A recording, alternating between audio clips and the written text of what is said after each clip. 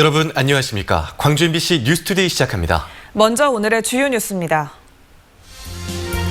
더불어민주당이 총선을 앞두고 영입한 인재들을 광주와 전남에 전략 공천할 거라는 얘기가 당 안팎에서 흘러나오고 있습니다. 바른미래당과 대한신당, 민주평화당이 오는 17일까지 조건 없이 통합하기로 합의했습니다.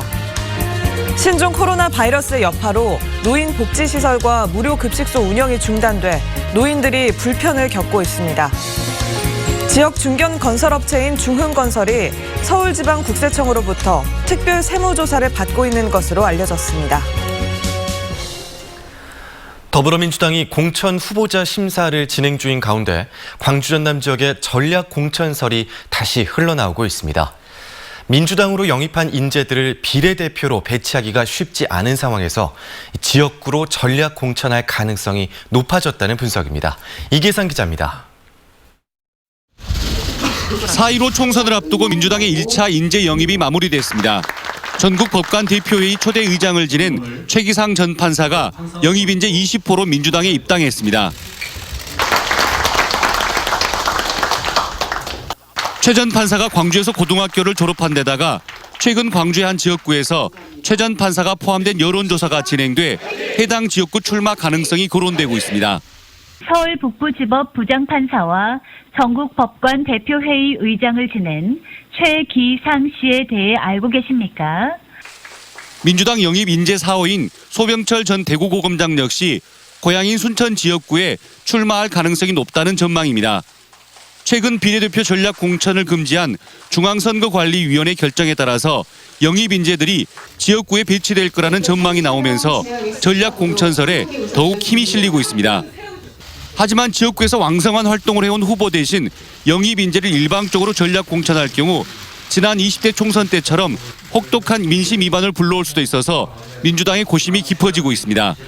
일부 경쟁력의 문제랄지 또 정체성의 문제랄지 이런 것과 관련해서 또 당으로서는 당연히 고민할 수 있는 지점이 있기 때문에 그런 문제에 대한 고민이 당에서도 있는 것 같습니다. 민주당 경선 후보가 오는 20일쯤 결정날 예정인 가운데 전략 공천 지역구와 대상자는 늦어도 이번 달 안에 판가름 날 것으로 전망됩니다. MBC 뉴스 이계상입니다.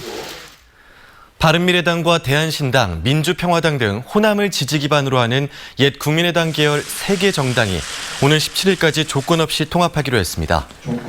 바른미래당과 대한신당, 민주평화당의 통합추진특별위원장들은 국회 의원회관에서 회동한 뒤 통합에 합의했다고 밝혔습니다. 이들 3개 정당은 새로운 당의 당헌과 정강 정책을 논의하기 위해 실무소위원회를 가동하고 소상공인, 청년 등의 정치 세력과 2차 통합을 추진할 계획입니다. 광주 광산을 지역구에 출마한 김성진 예비후보가 전격 사퇴했습니다. 김 예비후보는 민주당 공천심사 서류 등록 과정에서 권리당원을 과도하게 조회해 경선의 공정성을 훼손시킨 데 책임을 지고 예비후보직을 사퇴한다고 밝혔습니다. 김 예비후보는 박시종 예비후보와의 단일화 합의 정신에 따라 박 후보가 광주의 미래 발전과 혁신 과제를 완수해 줄 것이라고 강조했습니다. 민주당 광주 광산을 경선은 민형배 예비후보와 박시종 예비후보의 양자 구도로 치러지게 됐습니다. 현재 겨울비가 내리고 있습니다. 이 비가 내리면서 대기 중에 먼지와 건조함은 모두 해소됐습니다. 레이더 영상 보실까요? 광주와 전남 전 권역을 넓은 비구름대가 뒤덮고 있습니다. 어제 시작된 이 비는 오늘에서 내일로 넘어가는 새벽 무렵까지 이어지겠는데요. 예상 강수량 살펴보시면 지리산과 남해안 부근에서는 최고 80mm가량의 비가 더 내리겠고 그 밖에 광주와 전남 지역에서는 10에서 30mm가량의 비가 예상됩니다. 특히 지리산과 해안 지역에서는 시간당 20mm 안팎의 강한 비와 함께 천둥, 번개가 동반될 수 있겠습니다. 시설물 관리 잘 하셔야겠습니다. 곳곳에 특보도 내려져 있는데요. 거문도 초도에는 강풍 예비특보가, 남해서부 동쪽 먼바다에는 풍랑 예비특보가 내려진 가운데 이 특보는 오늘 오전 중에 발효되겠습니다. 기온은 높게 올라서 겨울비가 아닌 봄비가 내리는 듯합니다. 아침 기온은 9.3도로 어제보다 9도가량이나 더 높게 시작했고요. 한낮 기온도 13도 안팎으로 어제만큼이나 포근하겠습니다. 날씨 정보였습니다. 광주와 전남에 신종 코로나 바이러스 추가 확진자가 엿새째 나오지 않으면서 어느 정도 진전 국면에 들어선 모양새입니다. 지자체들은 바이러스 차단 방역을 더욱 강화하고 확진자와 접촉한 시민들에 대한 감시도 계속하기로 했습니다. 송정근 기자입니다. 22번째 신종 코로나 바이러스 확진자가 나온 이후 엿새째 광주와 전남에선 확진자가 발생하지 않고 있습니다. 16번째 확진자와 18번째 확진자가 접촉한 449명 가운데 152명이 자가격리에서 해제됐습니다. 남아있는 자가격리자는 297명이고 발열 등 증상이 없으면 오는 19일 0시까지 순차적으로 자가격리에서 해제될 예정입니다. 광주시는 자가격리에서 해제되더라도 일주일 동안 모니터링을 이어가기로 했습니다. 메르스 때 이렇게 사례를 보니까 일주일 정도 모니터링을 추가로 이렇게 한 사례가 있습니다. 그래서 저희들도 그런 것을 지금 그 후속 계획에 넣어서 신종 코로나 바이러스가 광주에서 주춤하고 있지만 광주시와 보건당국은 긴장의 끈을 놓치지 않고 있습니다. 이번 달 중순 이후부터 광주 지역 대학을 다니고 있는 중국 유학생 2,600여 명이 입국할 예정이기 때문입니다. 대학들은 학교 기숙사나 원룸을 통해 중국 유학생들을 격리할 계획이고 광주시는 중국 유학생들이 고열 등 증상을 보일 경우 선별적으로 진단검사를 실시하기로 했습니다. 그 고열이라든가 그 호흡기 질환 이런 게 있을 때 선별적으로 그 사람들을 우선적으로 검사할 수 있는 그런 시스템으로 움직이게 될 것입니다. 광주시는 또 17억 9천만 원을 긴급 투입해 저소득층에게 마스크를 구입해 주기로 했습니다. 소상공인 피해를 줄이기 위해 시청 구내식당을 오늘부터 일주일 동안 일시적으로 문을 닫기로 했고 커피숍에서도 일시적으로 일회용품을 사용할 수 있게 했습니다. 지역경제 피해 최소화하자 이렇게 강조하였습니다. 이와 관련하여 일단 어려움을 겪고 있는 지역 그 식당과 음식점을 돕기 위해서 우리 시청 구내식당 급식을 일시 중단하기로 하였습니다. 또 바이러스 검사 대상이 확대된 이후 검사를 원하는 시민들이 늘어남에 따라 검사를 할 수 있는 선별진료소를 추가하는 방안을 검토하고 있습니다. MBC 뉴스 송정근입니다. 한편 신종 코로나 바이러스 때문에 노인들이 불편을 겪고 있습니다. 무료 급식소 등 노인 복지시설이 문을 닫았고 지자체에서 운영하던 노인 일자리 사업도 중단됐습니다. 남궁욱 기자의 보도입니다. 광주의 한 노인종합복지관. 점심시간이 가까워오자 어르신들이 하나둘 찾아와 무언가를 받아갑니다. 라면과 육개장 같이 간편하게 조리해 먹을 수 있는 인스턴트 식품들입니다. 밥 대신 욕을 본 것 같구만요. 우리 노인당이 바로 앞집인데 그냥 문을 닫아놓고 다 집에 가 있죠. 신종 코로나 바이러스 감염 우려로 광주시가 노인 무료급식을 중단하는 대신 대체식을 나눠주고 있는 겁니다. 대체식을 받으러 오지 못하는 노인들에게는 직접 배달도 해주고 있습니다. 하지만 모든 노인들이 대체식을 받을 수 있는 것은 아닙니다. 광주에 있는 무료 급식소에서 식사를 해온 노인은 하루 평균 3,800여 명. 이 가운데 기초수급자와 차상위계층 2,400여 명에게만 대체식이 제공됩니다. 한 끼에 2,000원씩 돈을 내고 먹었던 노인 1,400여 명은 대체식을 받을 수 없습니다. 결식을 우려가 있는 어르신들 직접 저희가 전화로 안부 확인도 하고 육개장 한 봉지 그리고 사골곰탕 한 봉지에서 신종 코로나 바이러스로 노인들이 겪는 불편은 이뿐만이 아닙니다. 노인들이 하루를 보내던 노인 종합복지관 역시 문을 닫았고 지자체에서 운영하던 노인 일자리 사업의 85%가 중단됐습니다. 어르신들의 조그만 소득이기 때문에 이런 부분은 이제 추후에 활동 시간들, 현재는 10시간 하는 거를 조금 시간을 조정을 해서 급여를 보전할 생각입니다. 광주시는 오는 19일부터 노인 무료급식과 복지시설 운영을 재개하고 노인 일자리 사업도 다시 시작할 예정입니다. 다만 신종 코로나 바이러스 동향에 따라 재개 일정이 더 늦춰질 수 있다고 말했습니다. MBC 뉴스 남궁욱입니다. 신종 코로나 바이러스가 확산하자 광주시가 감염병 관리 지원단을 설치하고 운영에 나섰습니다. 광주시는 감염내과 전문가 등 10여 명이 참여하는 감염병 관리 지원단을 올해 상반기 안에 구성한 뒤 하반기부터 상급 종합병원 등의 운영을 위탁할 예정이라고 밝혔습니다. 감염병 관리 지원단은 지역 단위 감염병 예측과 대응을 이끄는 조직으로 전국 17개 광역단체 가운데 11곳에 설치됐습니다. 사람들로 북적이는 장날에 불법으로 쌓은 비료 포대가 도로를 막았습니다. 농협이 불법 노점을 막겠다며 쌓아둔 것인데요. 불법 노점에 불법으로 맞선 현장, 김종수 기자가 다녀왔습니다. 시민들이 오고 가는 도로 위로 까만 적치물이 눈에 띕니다. 어른키를 훌쩍 넘는 크기로 도로 끝을 따라 위험하게 쌓여 있습니다. 이건 인도에다 나눌 수는 없는 거잖아요. 한 10개를 쌓았잖아요. 이 적치물의 정체는 다름 아닌 농업 비료. 불쾌한 냄새까지 새어나오다 보니 시민들까지 눈살을 찌푸립니다. 취재 결과 비료를 불법으로 쌓아놓은 곳은 인근에 위치한 농협이었습니다. 장날마다 반복되는 불법 노점을 막기 위해 일시적으로 비료를 쌓아둔 겁니다. 그러나 해당 상인들은 강하게 반발하며 어이없다는 반응입니다.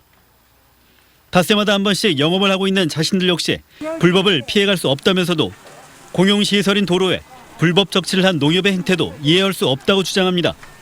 저희 또한 이성적으로 얘기를 해서 조율돼야 될 부분은 조율되고 그랬으면 좋겠는데 이거는 합법적이지 않잖아요. 농협 측도 억울하다는 입장입니다. 고객들과 시민들의 불만을 줄이기 위해 오랫동안 이동 요청을 했는데도 상인들이 거부해 불가피한 결정을 하게 됐다고 강조합니다. 인도가 인도로서 사용이 되게끔 만들어주는 게 맹점이지 장사를 허가 못하고가 맹점이 아니잖아요. 여기는 시장이 아니기 때문에 그게 맹점이지 다른 맹점은 흐리면 안 된다고 보거든요. 합법적인 판매를 유도하기 위해 상인회와 논의까지 거쳤지만 해결의 실마리를 찾지 못했다면서도 결국 적치물을 치우겠다고 밝혔습니다. 광양시도 난감하기는 마찬가지. 단속 등을 통한 도로 관리의 주체임을 인정하면서도 상인들의 생존권을 갑자기 박탈하는 게 현실적으로 어렵다고 하소연합니다. 이에 맞춰 지속적인 계도 활동을 통해 상인들을 시장 안으로 유도하겠다고 밝혔지만 근본적 해법이 될지는 미지수입니다. 불법 노점을 바라보는 다양한 사회적 시선이 존재하고 있는 가운데 불법에 불법으로 맞선 농협의 이번 태도는 수긍하기 어려워 보입니다. MBC 뉴스 김종수입니다. 국세청이 중흥건설에 대해 특별 세무조사를 착수했습니다. 세정당국에 따르면 서울지방국세청 조사 4국 직원들이 최근 중흥건설 본사를 방문해 세무 관련 서류 등을 확보했습니다. 서울지방국세청 조사 4국은 특별 세무조사를 전담하는 조직으로 세정당국은 이번 세무조사에 대해 구체적인 내용은 확인해 줄 수 없다고 밝혔습니다. 중흥건설은 재계 서열 34위인 중흥그룹의 주력 계열사로 중흥그룹은 2018년 기준 자산 총액이 9조 5천억 원에 이르고 있습니다.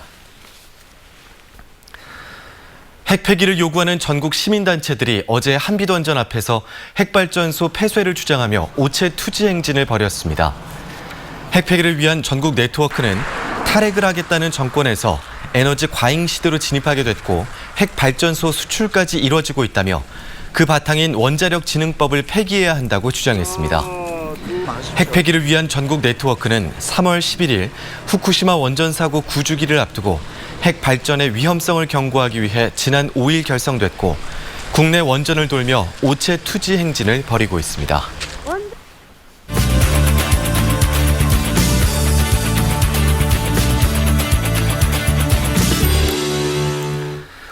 이번 4.15 총선에서는 만 18세 청소년들도 투표권을 행사하게 됩니다.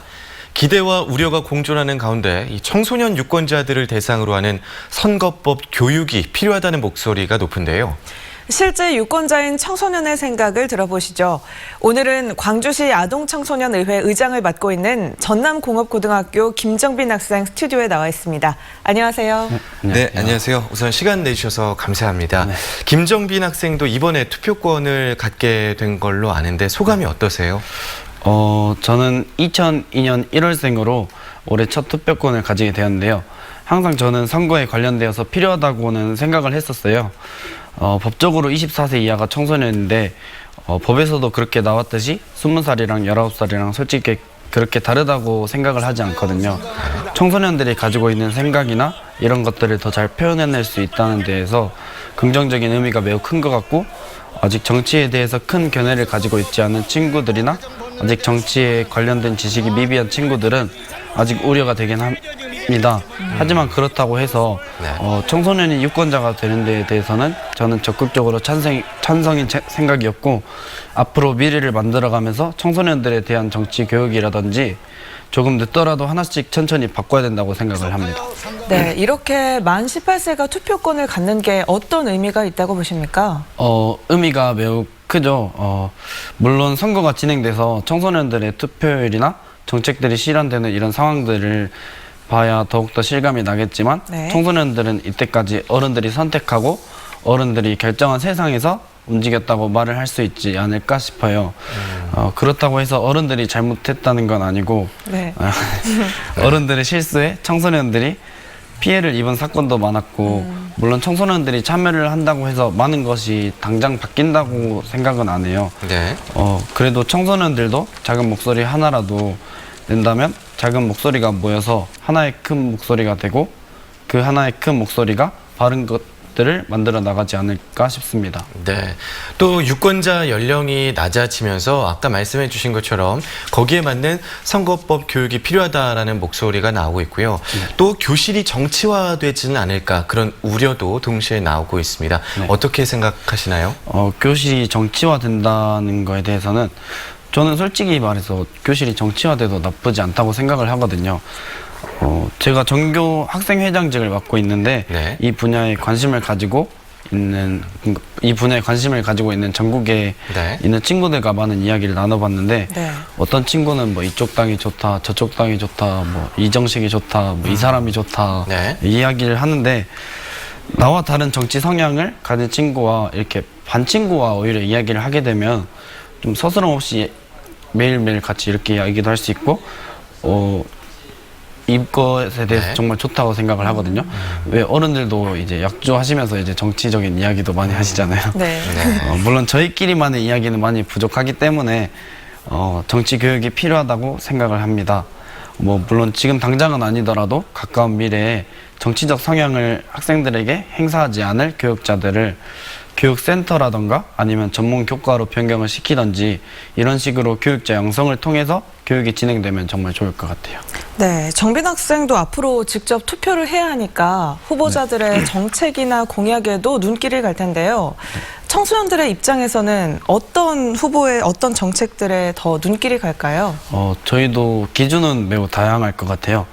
당을 볼 수도 있고 정책을 볼 수도 있고 평소에 그 의원이 활동했던 그 것들을 볼 수 있겠고 예를 들면 우선 저는 청소년 노동에 관심이 많아서 아동 청소년 의회 소속 노동나공당을 창당을 했었거든요. 창당을 한 이유는 어른들이 청소년 노동에 대한 좀 불운한 시선이나 청소년 노동인권 등의 차별 대우를 받고 이런 좋지 않은 생각들을 가지고 있어요. 저를 예로 들었지만 물론 다른 청소년들은 많은 의견이 있을 거예요 아마. 저희로서는 청년 정책이나 청소년 정책을 생각하고 소통하는 의원이라면 조금이라도 더 관심이 가지 않을까 싶어요. 네, 그럼 마지막으로 이번에 투표권을 가지게 된 만 18세 유권자들에게 하고 싶은 말 아주 간략하게 해주시죠. 이르다면 이를 수도 있고 늦다면 늦을 수 있는 시기에 투표권을 행사할 수 있게 되셨는데 여러분들의 그 투표 한 표가 많은 것들을 바꿀 수 있고 나 친구 그리고 우리 가족까지 더불어 살아가는 우리에게 하나라도 더 좋은 방향을 선택해서 다 함께 미래를 만들어가면 좋을 것 같고요. 여러분들이 투표를 하기 위해 많은 분들의 고생이 있었고 또 만 18세 유권자분들을 포함한 모든 분들에게 대한민국 국민의 일원으로서 책임감을 가지고 본인의 소신을 잘 표현하길 바라겠습니다. 네, 지금까지 광주시 아동청소년의회 의장 김정빈 학생이었습니다. 오늘 말씀 고맙습니다. 고맙습니다. 감사합니다.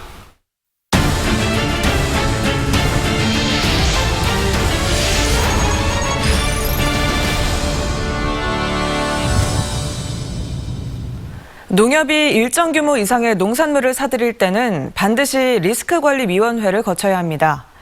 과다 매입으로 인해 발생하는 위험과 부작용을 막기 위한 건데요. 제대로 지켜지지 않고 있었습니다. 박영훈 기자가 취재했습니다. 전남의 한 지역 농협입니다. 지난 3년간 농협이 사들인 주요 농산물의 매입 내역을 들여다봤습니다. 벼와 구기자 등 해마다 2개 품목에서 10억 원 넘게 사들이고 있습니다. 그 상품이 안 좋아도 우리가 농민들 생각해서 우리가 다 한 거예요. 단일 품목에 대해 10억 원 이상 수매할 경우 자체 리스크관리위원회를 거쳐야 하지만 거의 지켜지지 않고 있습니다. 왜 그럴까? 해마다 연초에 작성하는 게 사업계획서인데 이 사업계획서상 10억 원이 넘을 때라는 규정 때문입니다. 사업계획서에 낮은 액수로 계획을 세웠다가 갑자기 증액하면 위원회 심의 없이 예산 집행이 가능한 겁니다. 리스크관리위원회에서 결정을 해가 모든 것을 결정해서 거기서 등위도 정하고 가격도 결정하는 것이 농협 생태 공조입니다. 그런데도 모든 것을 전부 다 자쳐버리고 위험성 검토 없이 추가 집행된 예산은 이 농협에서만 3년간 20억 원, 투명한 예산 집행과 경영 효율성을 높이겠다고 도입한 제도가 허술하게 운영되면서 사고 위험성을 키우고 있다는 지적입니다. MBC 뉴스 박영훈입니다. 중국인 선원들의 한국 입국 지연으로 조업에 차질이 빚어지자 목포시가 정부의 대책 마련을 요구했습니다. 목포시는 중국인 선원들의 조업 현장 복귀가 장기화될 경우 목포 지역 안강망 어선들의 조업 차질은 물론 수산업 전반에 타격이 불가피하다며 중국인 선원을 대체할 수 있는 인력 확보 방안을 마련해 줄 것을 해수부와 수협중앙회에 건의했습니다. 목포 지역 근해 안강망 어선에 종사하던 중국 선원 96명은 춘절에 중국에 들어갔다가 중국 내 이동 제한 등으로 입국이 지연되면서 현재 23%만 조업 현장에 복귀했습니다.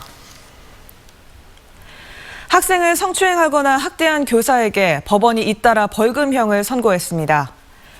광주지방법원 형사 12부는 고등학생 여제자를 성추행한 혐의로 기소된 모 고등학교 체육교사 51살 A씨에 대해 벌금 700만 원을 선고했습니다. A씨는 지난 2016년 학교 체육관에서 피해 여학생의 팔목을 붙잡고 쓰다듬는 등 추행한 혐의로 기소됐습니다. 광주지방법원 형사 10단독 류종명 부장판사도 지난해 3차례에 걸쳐 초등학교 5학년 학생을 신체적, 정신적으로 학대한 혐의로 기소된 모 초등학교 교사 B씨에 대해 벌금 500만 원을 선고했습니다. 전라남도 교육청이 학교장 인사제도의 대대적인 손질에 나섰습니다. 불합리한 평가 방법을 혁신적으로 개선해서 올해 9월 정기 인사부터 부분 적용할 계획입니다. 김윤 기자가 전해드립니다. 장석웅 교육감이 점수 중심 순환제 학교장 인사를 강력하게 비판한 뒤 이를 보완할 인사 방안 마련에 속도를 내고 있습니다. 장 교육감은 우선 다음 달 중으로 범교육계를 막론한 전남교육인사혁신위원회를 구성하기로 했습니다. 인사혁신위원회가 몇 명으로 구성될지는 결정되지는 않았지만 위원회를 통해 새로운 인사 방안을 내놓을 방침입니다. 일단 지역 점수는 최소화하고 교장 평가 지표를 혁신적으로 개발해서 그 지표에 의해서 역량 중심으로 교장 인사를 하겠습니다. 장 교육감은 역량 중심 교장 인사안에 대해 반대하는 학교장도 분명히 있다며 새로운 인사제도는 오는 9월 정기 인사에 부분적으로 도입하겠다고 말했습니다. 9월 정기 인사 이후 학교장 평가 지표를 수정 보완해 내년 3월 전면 시행하겠다고 밝혔습니다. 장 교육감은 특히 역량 중심 학교장 인사제도가 전남교육 성패를 좌우할 것이라며 지표 개발과 성공적인 정착에 힘을 쏟겠다고 말했습니다. 인사혁신은 최종적으로 우리 전남교육 성공을 좌우하는 중요한 문제라고 생각해서 우리 도교육청의 역량을 모아서 반드시 역량 인사를 성공시켜서 도시와 농어촌, 도서 벽지가 섞여 있는 데다 학생 수가 급감하는 전남교육의 현실 앞에 역량 중심 학교장 인사제도가 어떤 모습으로 구현되고 현장에서 힘을 발휘할지 관심이 모아지고 있습니다. MBC 뉴스 김윤입니다. 4.15 총선에 출마하는 정의당 예비 후보들이 광주형 그린 뉴딜 정책 추진을 합동 공약으로 제시했습니다. 정의당 광주시당 소속 예비 후보들은 폭염과 지구온난화 등 기후위기가 심각한 상황을 맞고 있다며 산업과 교통, 에너지 등 다양한 분야에서 대전환이 시급하다고 주장했습니다. 정의당 후보들은 광주형 일자리로 생산되는 연 10만 대의 자동차를 전기차로 만들도록 하고 그린 리모델링 사업 기금 조성과 에너지 분권 실현, 대중교통 완전 공영화 등을 주요 공약으로 제시했습니다. 신종 코로나 바이러스 감염증에 따른 소비 위축으로 채소류 가격이 하락세를 보이고 있습니다. 한국농수산식품유통공사 광주전남지역본부가 발표한 농산물 가격 정보에 따르면 양동시장에서 거래되는 배추는 2주 전에 비해 11% 정도 가격이 하락했습니다. 또 무는 33% 내려갔고 상추와 오이, 풋고추 등 야채류 가격이 모두 떨어졌습니다. 진도에 있는 국립남도국악원이 3월부터 주말 문화체험 행사를 운영합니다. 주말 문화체험은 금요일과 토요일 1박 2일 일정으로 명인과 명창에게 직접 국악을 배우고 국악 공연과 진도 관광지를 둘러보는 프로그램입니다. 체험 신청은 국립남도국악원 홈페이지를 통해 희망 참가일 기준 한 달 전부터 선착순으로 40명까지 가능합니다.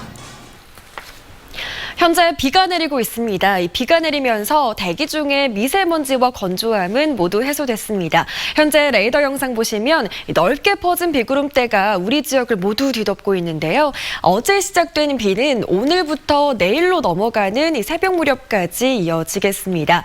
예상되는 강수량 살펴보시면 광주 전남 지역에서는 10에서 30mm 안팎의 비가 그치겠지만 산간 지역과 해안 지역은 꽤 많은 양의 비가 쏟아지겠습니다. 지리산과 남해안 부근에서는 최고 80mm 안팎의 비가 쏟아지겠는데요.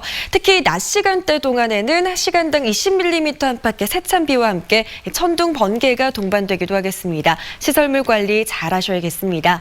많은 비가 예상되면서 해안 지역에는 특보도 내려져 있습니다. 거문도 초도에는 강풍특보가, 남해 서부 동쪽 먼바다에는 풍랑특보가 발효 중이니까요. 각별히 주의하시기 바랍니다. 오늘도 기온은 높게 오르겠습니다. 아침 기온은 9.3도로 어제보다 9도에서 10도가량 더 높게 시작했고요. 한낮 기온 13도 안팎으로 어제만큼이나 포근하겠습니다. 현재 대부분 지역에 비가 내리고 있고요. 이 먹구름이 이불 역할을 하면서 오늘 아침 기온이 껑충 올랐습니다. 특히 화수는 10도를 웃돌고 있고요. 한낮 기온은 13도에서 14도 안팎으로 어제와 비슷하겠습니다. 해남의 현재 기온 10도로 시작해 낮 기온 13도 안팎으로 오늘은 아침 기온과 낮 기온이 비슷한 수준을 보이겠습니다. 순천의 낮 기온은 14도로 예상됩니다. 바다의 물결은 최고 2m에서 2.5m로 일겠습니다. 지금 시작된 비는 내일 새벽 무렵까지 이어지겠고 비가 잠시 주춤했다가 금요일부터 다음 주 월요일까지도 계속해서 비가 오락가락 이어질 전망입니다. 날씨 정보였습니다. 이상으로 광주 MBC 뉴스투데이를 마칩니다. 함께해 주신 여러분 고맙습니다.